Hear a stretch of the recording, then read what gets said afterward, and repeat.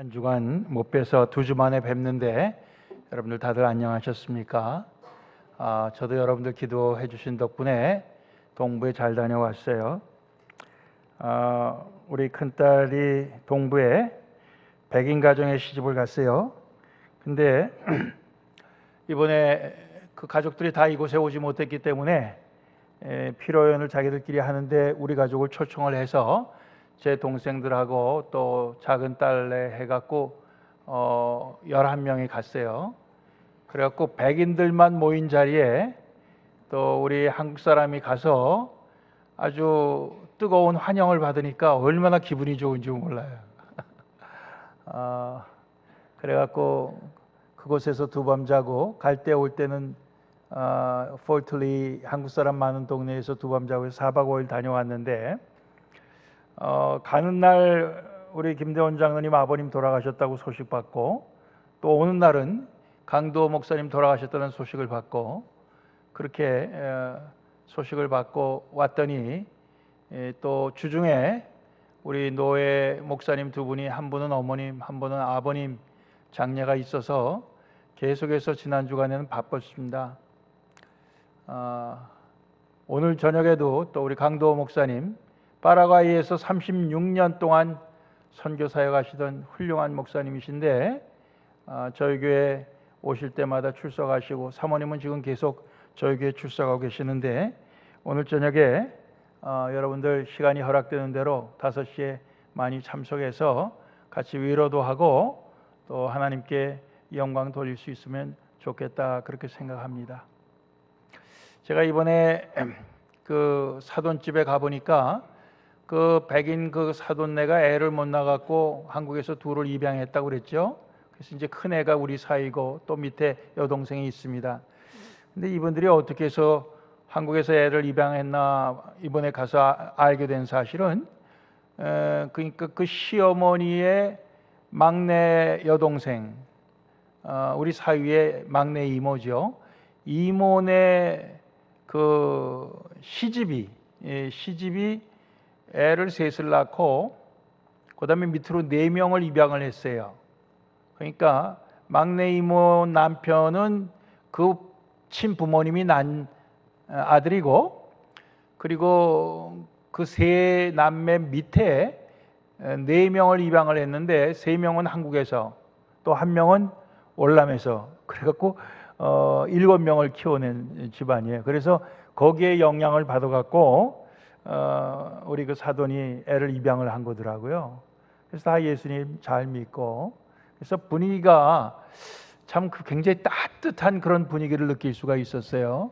그래서 연세가 많으신 분은 92세, 90세 이런 분들 집안에 제일 어르신이시고 그 중에 한 분 오셨었죠. 그러니까 시아버지의 어머님 오셨는데 이번에는 그 시어머니의 아버지 어머니도 다 가서 뵀는데 얼마나 다들 그렇게 따스한 분들인지 그래서 참 이분들이 이렇게 예수를 잘 믿어서 따뜻하구나 그런 걸 느꼈어요.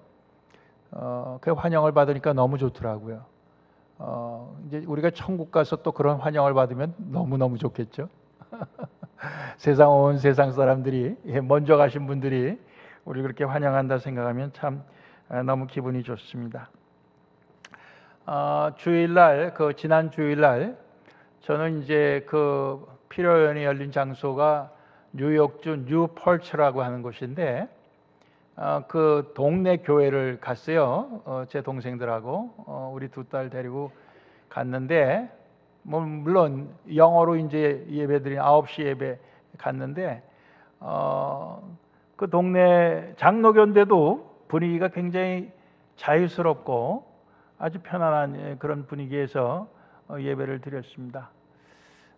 그래서 이제 그날 제가 받은 설교 내용을 오늘 제가 조금 이렇게 제 나름대로 편집을 해서 말씀을 드리려고 합니다. 아벨에 대한 이야기, 우리가 잘 아는 이야기인데요. 우리가 이제 아벨은 하나님께서 그 제물을 받으시고 가인은 제물을 안 받았다. 우리가 늘 그렇게 알고 있잖아요.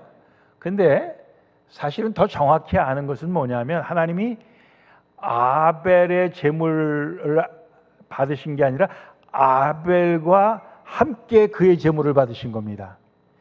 가인의 제물을 안 받으신 게 아니라 가인도 받지 아니하시고 가인의 제물도 안 받으신 거예요. 이게 차이가 있습니다. 그러니까 제물만 받고 안 받고 그런 게 아니라 제물을 드리는 사람을 먼저 아벨은 받으시고 가인은 안 받으신 거예요. 그래서 우리가 여기서 볼 때 제물보다 더 중요한 게 뭐냐? 제물을 드리는 사람이 더 중요하다. 이런 걸 알 수가 있어요. 그래서 제물은 드리는 사람과 항상 함께 따라 붙는다. 그걸 우리가 생각할 수가 있는 거예요. 다시 말하면은 제물을 하나님 앞에 아무리 좋은 걸로 아무리 많이 드려도 하나님이 그 사람을 안 받으시면 그 제물이 소용없는 거예요. 그러나 하나님이 그 사람을 받으실 때는 그 제물이 비록 작게 보이고 아주 약하게 보여도 그러나 하나님께서는 그 제물을 받으시는 거예요. 왜? 그 사람을 받으시니까. 그것을 우리가 오늘 말씀 속에서 알 수가 있습니다. 그러면 가인은 왜 하나님께서 그도 안 받으시고 제물도 안 받으셨느냐? 먼저 생각을 해볼 때 가인은 죄 가운데 제물을 드렸기 때문에 하나님이 안 받으신 겁니다. 죄악 가운데. 가인이 죄악 가운데 있었다는 것을 입증하는 내용이 오늘 성경에 나오는데 하나님께서 그와 그의 제물을 안 받으시고 동생 것만 받으시니까 그가 몹시 분하였다고 그랬어요. 누구한테 분했을까요? 하나님에게 대해서 분한 거죠. 하나님께 대해서 분한 마음이 생긴 거예요. 그리고 안색이 변했다. 우리말은 그랬는데 고개를 푹 떨구고 영어 성경엔 그렇게 돼 있어요. 그리고 아주 그냥 기분이 나빠 갖고 있는 거예요. 그냥 하나님께서 물으십니다. 내가 분하여 함은 어찌 됨이며 안색이 변함은 어찌 됨이냐? 내가 선을 행하면 내가 올바로 했다면은 내가 얼굴을 들지 못할 이유가 어디 있느냐? 그러나 선을 행하지 아니하면 죄가 내 문 앞에 엎드려 있는데 내가 그 죄에게 져서는 안 된다. 죄가 너를 삼키려고 하는데 너는 그것을 이겨야 된다. 하나님께서 그렇게 말씀해 주셔요. 그런데도 불구하고 그는 그 하나님의 말씀에 귀 기울이지 아니하고 자기 동생을 들러 데리고 나가서 거기서 쳐 죽입니다. 최초의 살인자가 되는 거죠. 왜 그렇습니까? 예? 시기해서 그렇죠. 예? 하나님께 대해서 분한 마음을 그가 동생에게 화풀이 해갖고 그를 죽이게 되는 거예요. 하나님께서 가인에게 내 아우 아벨이 어디 있느냐 알면서도 물으시는 거예요. 그랬을 때 가인이 뭐라 그럽니까? 내가 알지 못하나이다. 거짓말이죠. 내가 내 아우를 지키는 자입니까? 이렇게 얘기해요. 내가 내 아우를 지키는 자입니까?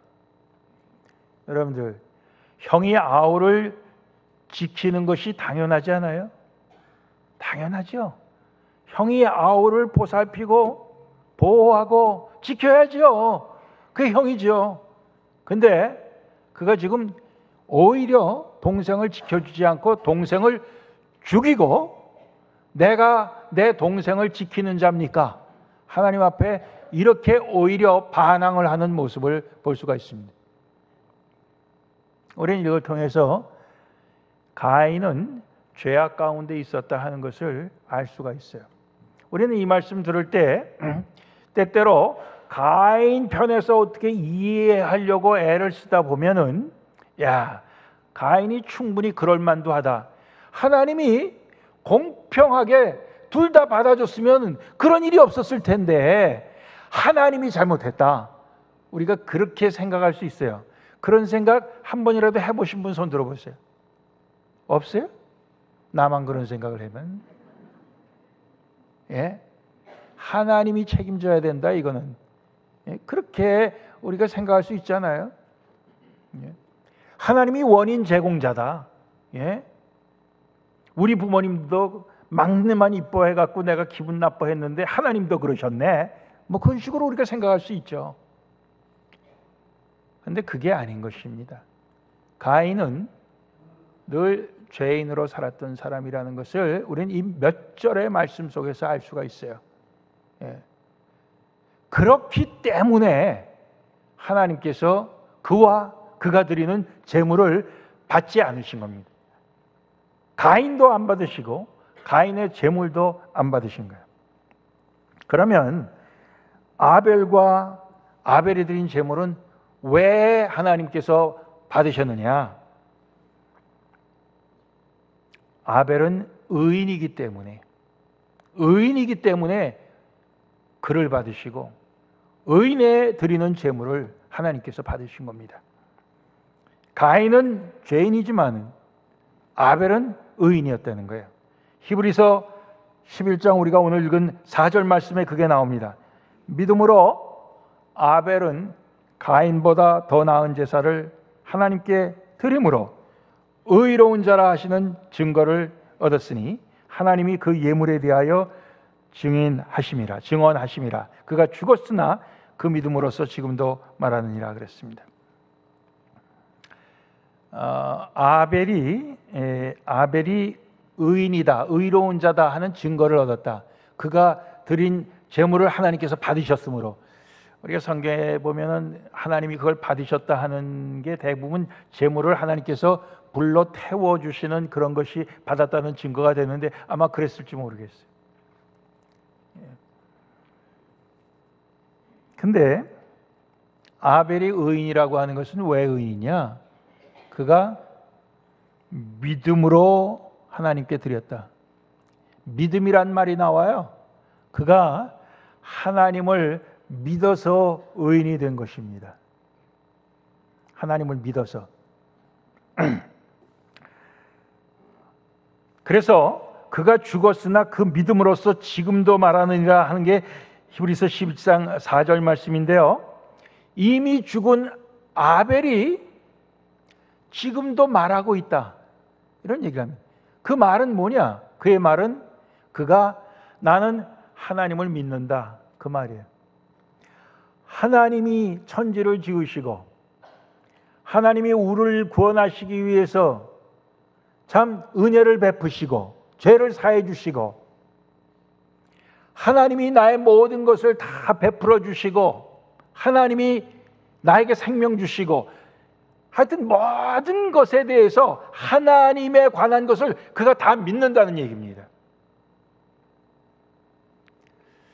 이런 하나님에 대한 그 믿음이 있기 때문에 그가 의인이라고 얘기하는 거고, 그리고 그가 드리는 예물이 의인이 바치는 예물이기 때문에 하나님께서 그것을 받아 주시는 것입니다. 그리고 그 의인의 그 모든 삶은 결국 그가 죽어도 지금도 말을 하고 있다, 이게. 아벨이 우리에게 말을 하고 있다. 무슨 말을 할까요? 하나님에 대한 그 진리를 얘기하는 거예요. 하나님의 참 하나님됨을 우리에게 지금도 말해주고 있는 거예요. 많은 사람들이 생각할 때, 야, 아벨이 믿음으로 살았으면 뭐해? 의로운 자로 살았으면 뭐해? 몇 년 안 살고 짧게 죽고 말았는데 오히려 그 아우를 죽인 가인이 훨씬 더 오래 살았는데, 그렇게 살다가 빨리 죽을 바에는 가인처럼 죄를 지어도 죄악 가운데 살아도 오래 사는 게 낫지, 이런 생각을 때로는 할 수가 있죠. 근데 그렇지 않습니다. 아벨은 그가 죽었으나 지금도 믿음으로써 말을 한다는 거예요. 하나님에 대한 말을 한다는 거예요. 어떻게 보면 이것을 가르쳐서 아벨은 어떻게 보면 하나님에 대한 것을 우리에게 알려주는 선지자다, 이런 생각을 할 수가 있는 거예요. 창세기 4장 오늘 읽은 말씀 제일 마지막 10절 말씀엔 내가 무엇을 했느냐? 가인에게 하나님 물으십니다. 내 아우의 핏소리가 땅에서부터 내게 호소하느니라 그랬습니다. 아벨의 피가 땅에 흘려졌는데 그 피가 하나님 앞에 호소한다. 하나님께 외친다는 거예요. 하나님, 내 형이 나를 죽여서 내가 억울한 죽음을 당했습니다. 하나님께서 그 소리를 들으신다는 거예요. 결국 아벨의 흘린 피는 어떻게 보면은 믿음으로 살다가 죽은 피이기 때문에 순교자의 피라고 얘기할 수도 있는 거예요. 순교자의 피. 그가 믿음을 지키다가 결국 믿음 없는 죄인인 형에 의해서 죽음을 당한 것입니다. 마태복음 23장 35절에는 이런 말씀이 나옵니다. 그러므로 의인 아벨의 피로부터 성전과 제단 사이에서 너희가 죽인 바가랴의 아들 사가랴의 피까지 땅 위에서 흘린 의로운 피가 다 너희에게로 돌아가리라. 너희라고 하는 건 그 당시에 예수님을 핍박하고 또 예수님을 믿지 아니했던 바리새인과 서기관들을 향해서 하시는 말씀이에요.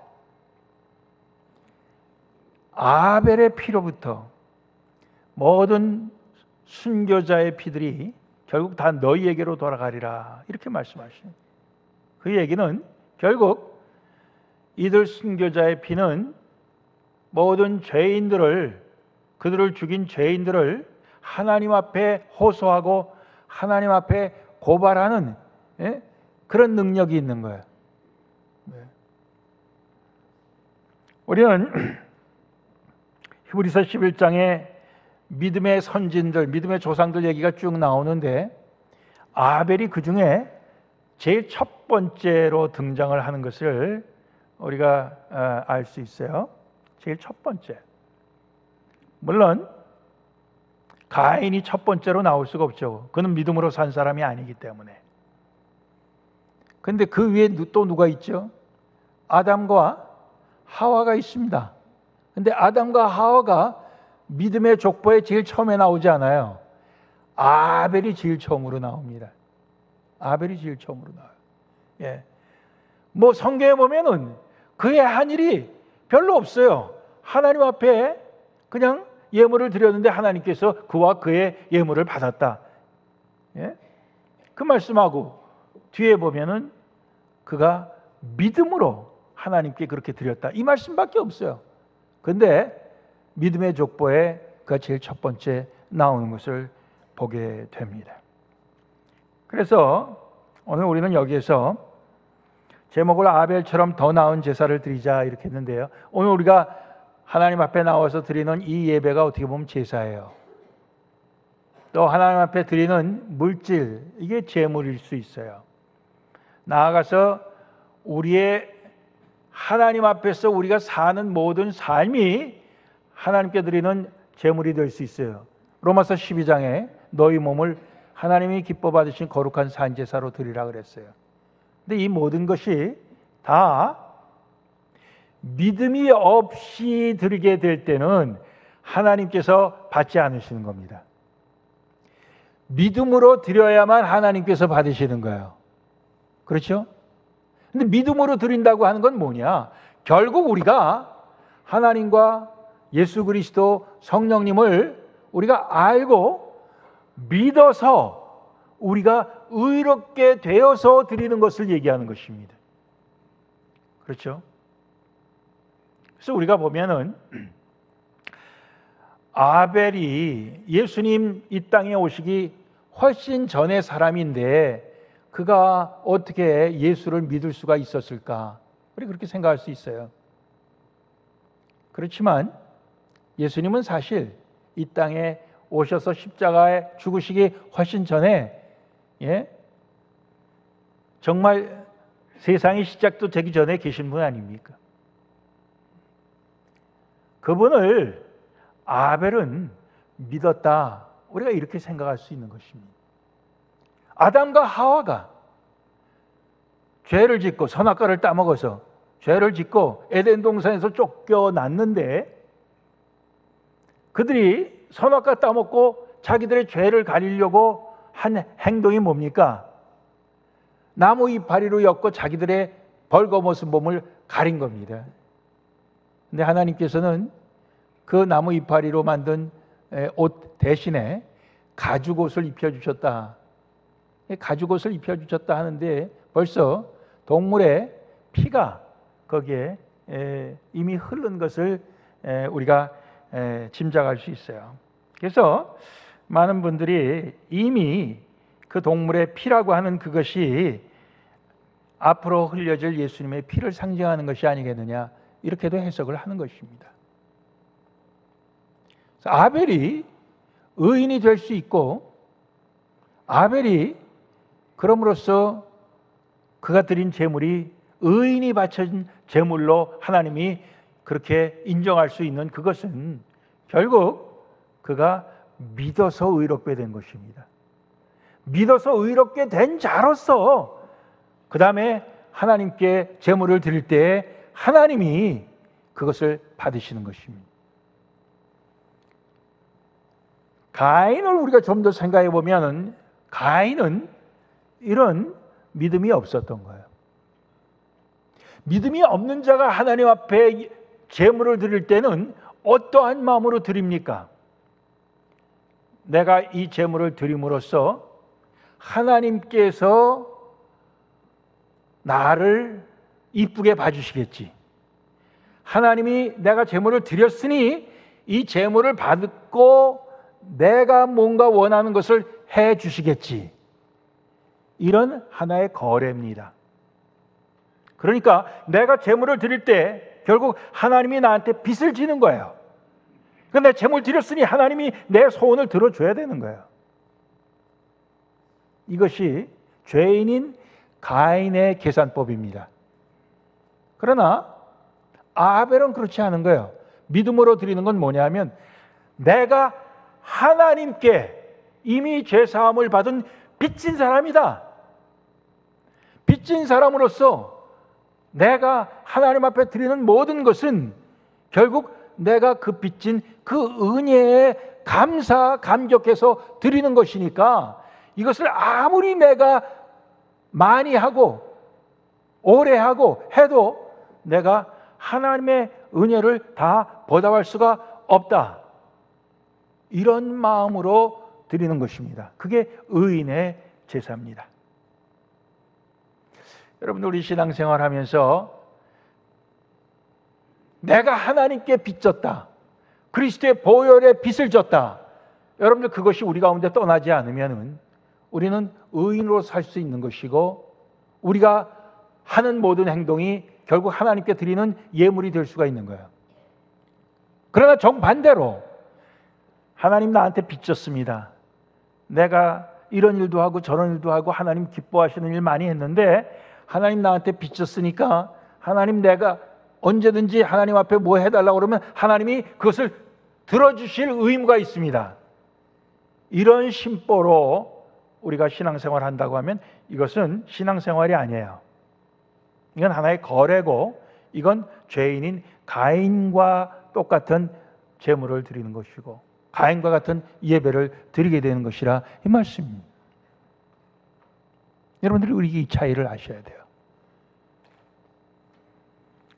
그래서 가인과 같이 드리다가 하나님께서 안 받으시면 어떻게 됩니까? 화가 나고 그 화를 하나님한테 풀 수가 없으니까 결국 하나아버지 어머니 밑에서 태어난 동생을 죽이기까지 하게 되는 것입니다.